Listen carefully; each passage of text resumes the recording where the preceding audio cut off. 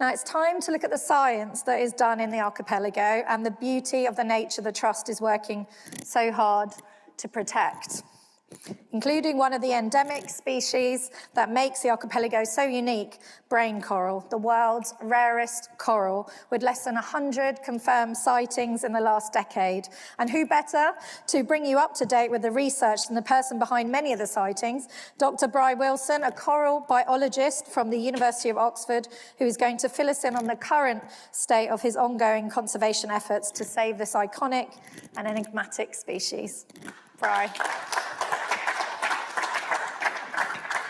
Well, it's my first CCT AGM and meeting, and it's a real pleasure to be here, and an extraordinary honour to have members of the Chagosian community here as well, and see why this part of the world is such an incredibly special place for me. It's the most beautiful marine environment I've ever been to, and it needs to be conserved.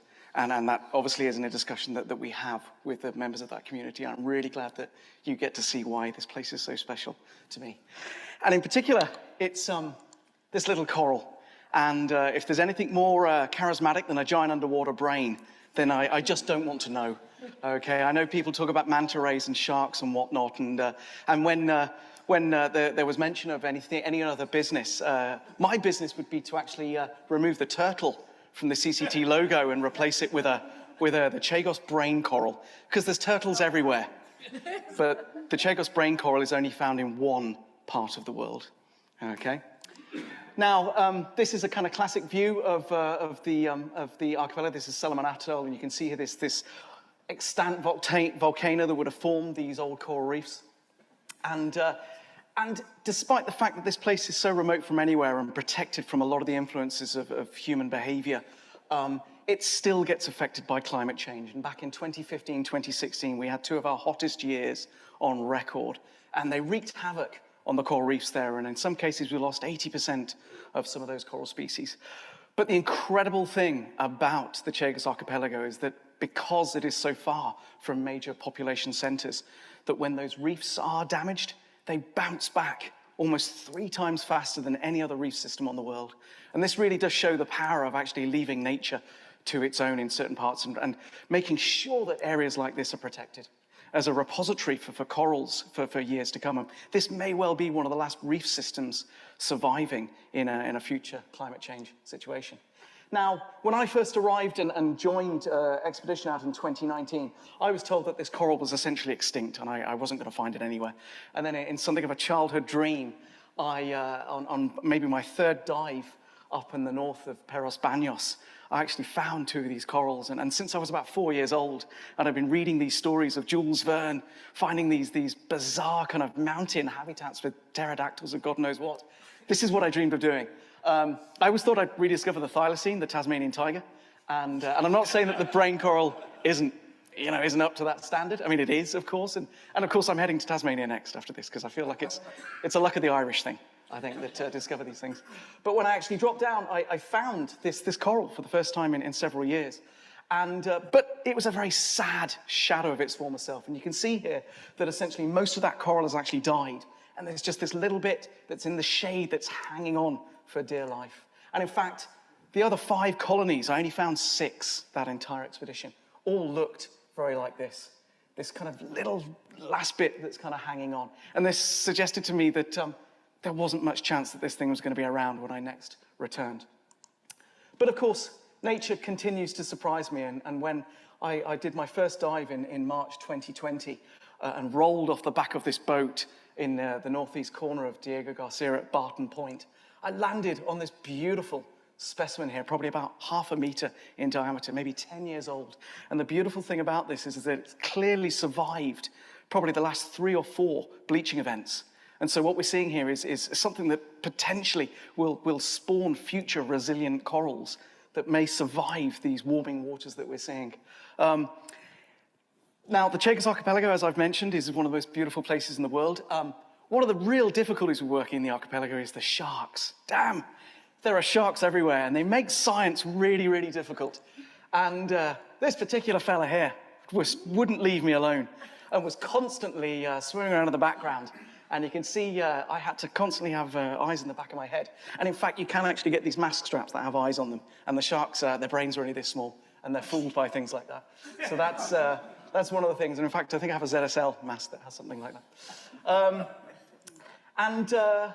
For me, and I talk about the archipelago as this extraordinary place of beauty, but there's one place in the archipelago that is more beautiful than any other, to me in particular.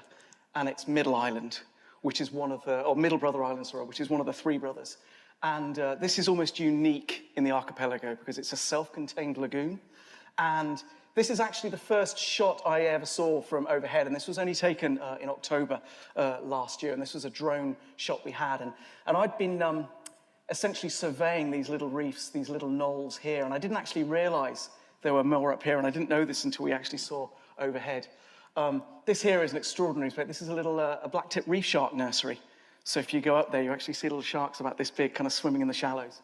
And then you can kind of bully them like they do when I'm underwater, the bigger ones. And maybe that's why that one was chasing me, because I bullied it in a previous life. I don't know. What's so special about this is it's very difficult to get into. And you can see here a very narrow channel. And I led, I think, the last boat trip into this, and everyone was there going, well, he's been here before. He knows all about it. And I think I scraped the keel out of a boat on pretty much every coral bommy going into this channel here. It's a very tough navigation to get in there. But the most incredible thing about this particular lagoon is it's the last, as far as I'm aware, place in the world where we can find this very rare coral in abundance. And when I was out there in 2020, we got the call that a novel coronavirus was coming out of China, and that essentially countries were closing their borders and we'd have to shoot back to the UK. There were plans that we were going to go to Western Australia and we were going to go through the Suez Canal, which I was really up for. But our Irish captain had been captured by Somalian pirates or at some point and didn't want to go anywhere near the coast of Africa. So I was there saying, well, it's Western Australia, surely. But then our esteemed Prime Minister, I'm mixing Trump and Boris up. We should probably edit that out in the actual thing there. Plus, there could be people in Oxford listening to this, which is dangerous for me.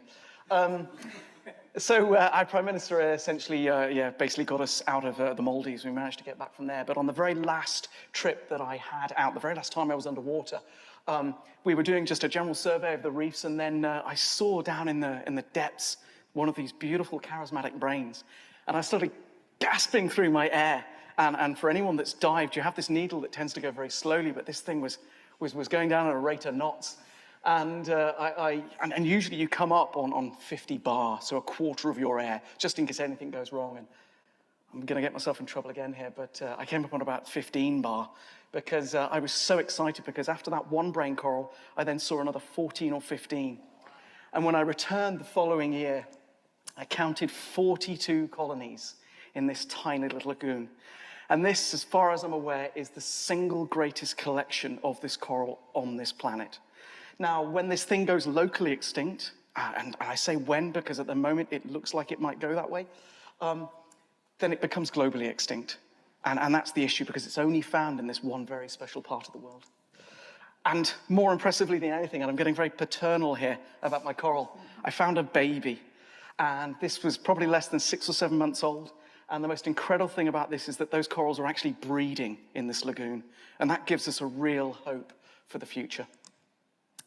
And it turns out actually, another great surprise. I mean, that slide surprised me. But on a dive at Ile Parasol, we found this monster, over 1 meter in diameter, decades old. And every year this thing would be throwing out baby corals that would be seeding the reefs around. And again, this would have survived many of the recent bleaching events and be a real a chance for a future hope for this coral. And it turns out now that we've seen members of this coral kind of in a range of places over the archipelago. Admittedly, kind of 20, 30 years ago, it was found everywhere. In fact, it was one of the commonest corals in the archipelago. And we don't have any idea at the moment why it was hit so hard by recent kind of climatic events. And that's something I'm really looking into at the moment. I did also head off on expedition to close to the mascarined Sayada Mala here. The reason those spots are green is because this is one of the world's largest seagrass meadows, which for people who are big into seagrass, I mean, that's very exciting, but it was one of the most boring dives I've ever done. I mean, essentially like diving on a flooded lawn. And if that's your thing, then go for it. Take my place on the next expedition. But in an expedition back in 1905, they actually found many examples of these corals living in the Sierra banks. And so I was sent out there with the express mission to see if we could actually find any of these corals out there. And unfortunately, I didn't. And so it still very much remains a Chagossian coral. And I'm quite happy about that, actually, because it gives it that little extra. Plus, I didn't want to change the name. It would become difficult then, and political. So, and of course, this is where the Chagos archipelago is in relation to this. And one of the things we're actually looking at is whether actually the babies of the corals can actually drift all that way across from the Chagos archipelago to the Sierra banks, and will have done in previous times. The problem, of course, now is that there's so few of those corals left that the chances of any of those babies actually reaching that far west are very, very small indeed. So I'm involved as well in the Red List, and for those of you who don't know, this is essentially a threat assessment program, and it assesses the risk of extinction of species around the world. And for the last kind of 10 or 20 years, the coral has been at this stage here endangered. And due to my recent forays out there, we've now had to upgrade it or downgrade it or uplist it, I think is actually the professional term, to critically endangered. And this really is kind of the last chance to try and save this coral, because the next step, of course, is extinct in the wild. And of course, the worst of all, extinct, where we have no living specimens left of this coral. I'm also involved in the Green List as well, which is a way of essentially finding how we might be able to conserve and save this coral, and ways forward with that. And the big issue is that that's going to be a very, very difficult task, because the area is so huge.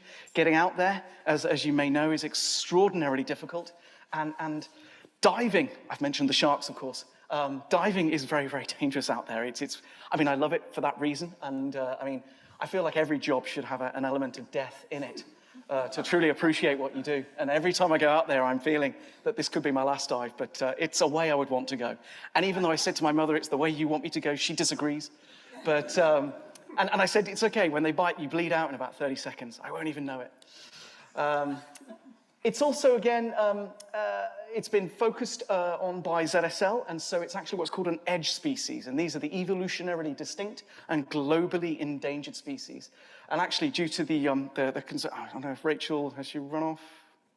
Oh, she's not here. So the wonderful work of Rachel has actually pushed this to the forefront of ZSL's kind of species approach in the coming years, and so there's a lot more focus coming on it from London Zoo, which is wonderful for my research as well.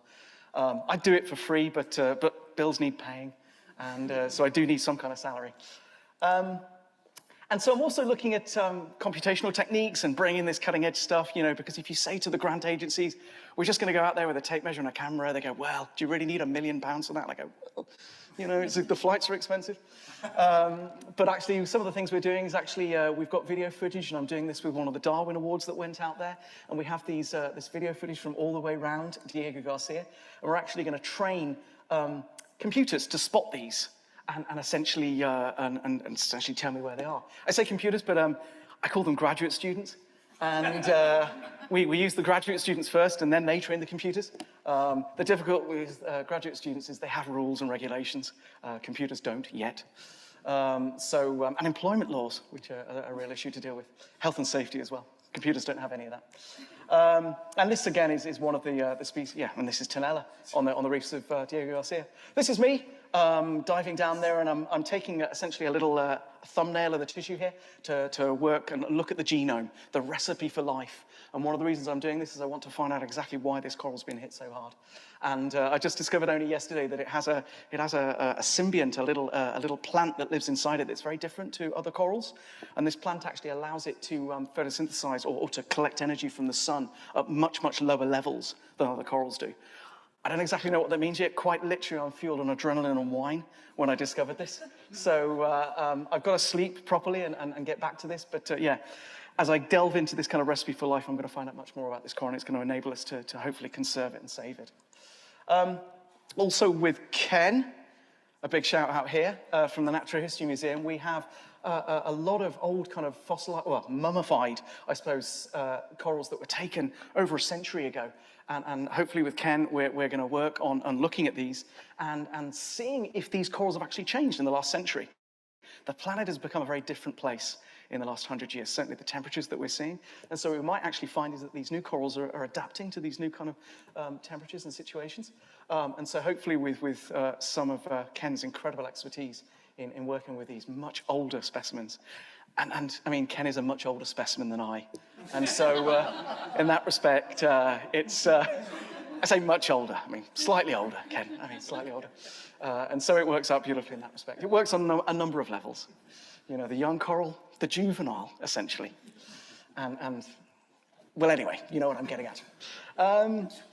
Of course, with my colleagues at the Horniman Museum here, in the audience here at ZSL, one of the big things that we'd love to be able to do is bring back, somehow, if possible, some live versions of this coral before it's too late, and essentially have them here, maybe in London Zoo and also in the Horniman Museum. And if we can actually save this coral and breed it, there's a potential that if it is lost in the wild, we may be able to return it to the wild. In this last week, we've seen that El Nino, which is this incredible kind of weather system that hits fairly regularly over the, well, certainly more regularly in recent decades, we're due to get a really, really bad one coming up this year. And every time I hear this news, I think maybe that last time I was out there was the last time I saw these things in the wild. And so every time this happens, I feel like maybe we've missed that chance to save this coral. These are the people that have made that possible. Most importantly, I suppose, would be the Bird Already Foundation, who pay my salary and allow me to do something I do for free and actually and earn something from it. If anyone has any questions or anything like that or wants to reach out, please get in touch. This, by the way, I should explain this very quickly. Do I have time? Not really. Right, I'll go. I mean, that's as good as a yes, isn't it? But the squalls that rip through the time, I mean, it's a beautiful place to be, but my God, the storms are brutal. This one had washed that beautiful green T-shirt I'm wearing, which protects me from being sunburned. I inherited from my father. And one of these storms swept in, and someone told that my shirt had been washed out to sea. And that was my emotional response. But the guy that said that was joking, and he actually had it. And so the next photo, which I don't have, was me hugging him and kissing him in a very emotional, they're emotional trips, I think. But thank you very much for your time.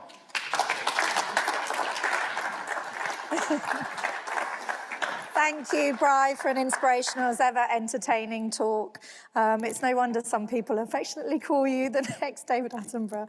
Well, they do, yes, they do. With the world's reefs in such a state of accelerating decline, it's never been more important to draw the world's attention to their plight. So thanks for all the work you do, and also thank you to the team at London Zoo who hosted some members earlier today with Charlotte.